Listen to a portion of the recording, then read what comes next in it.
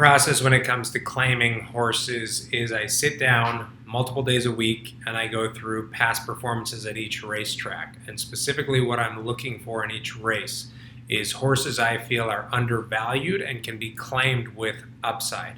When I look in that, from my time as being a trainer, I understand which speed figures I need in a horse to be able to compete in certain conditions as they go forward in their career.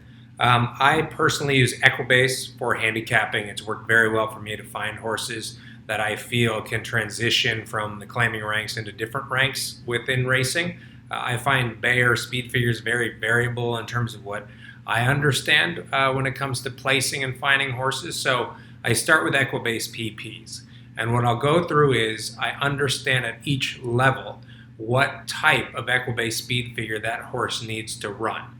Then what I'll do when I'm looking in those races, I then need to understand what barn that horse is in, and if that horse is claimed, what is the room for improvement that can potentially be had with that horse. If you're claiming off of an operation that you can improve off of, even if the horse runs great speed figures, you're not going to move that horse up that much. You're going to get what you get, and the horse is pretty much going to stay the same. So what I then look for is horses in scenarios that have run a good race here or there that haven't been able to string it together and might be in an operation where if with a trainer switch, that horse can find themselves and become more consistent. So for me, it comes down to back class. Has this horse competed in good company and moved forward? Now, I've claimed some horses out of races that didn't quote unquote have back class, what I would normally look for, but I found other things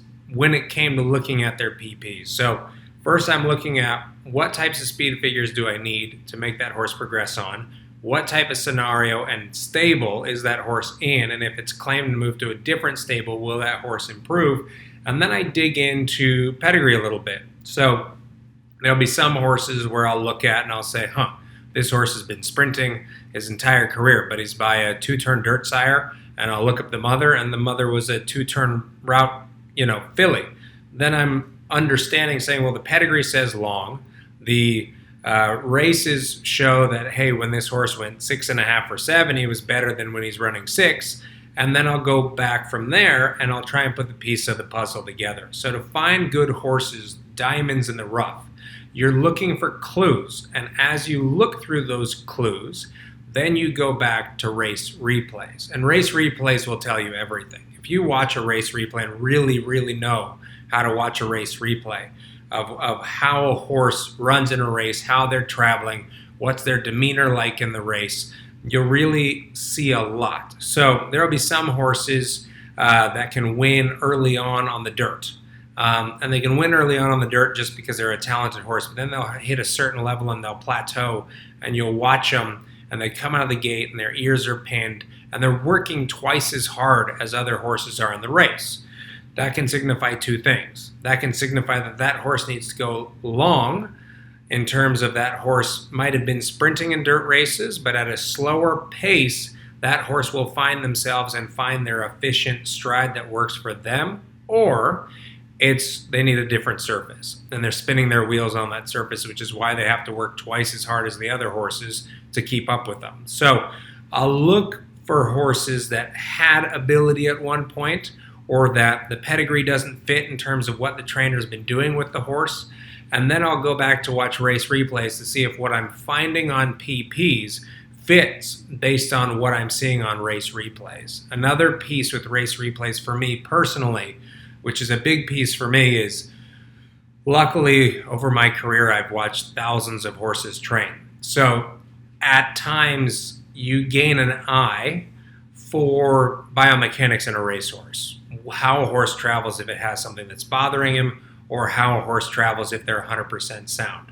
So as I watch these replays, if there's minor things like horses traveling well, looks good, making up ground on horses, switches to its right lead at the head of the lane, and then all of a sudden his ears are pinned and his momentum changes to where, meaning he slows down and he backs up and his head goes in the air.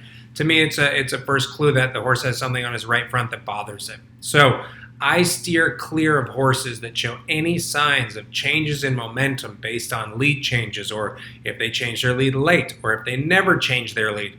There's always reasons. Horses tell you everything as long as you listen. And by listening, I mean watch those race replays in detail to understand what that horse is trying to communicate in its races. So you don't land on a horse that had great form, his form's tailing off, and you say, you know what, maybe I can claim him and turn him around. Well, if the horse wasn't switching leads for the last 3 starts, it's because something's on the right front is bugging him. You're going to end up with a horse with an issue. So you need to do your homework when you're claiming, not just looking at the PPs and walking over and saying, you know what, I'm going to drop the slip. You need to watch the race replays to understand what you have and can you work with it, and can the operation that you are claiming that horse for work with that. And that's the primary thing. Every trainer excels at certain things and doesn't excel at other things. There's no trainer in this game, and there are a lot of phenomenal trainers that are perfect. None of them are perfect. All of them have holes in operations, and that's not a problem. It's the same thing in professional sports. There'll be coaches that are extremely good at certain areas, not so good at others.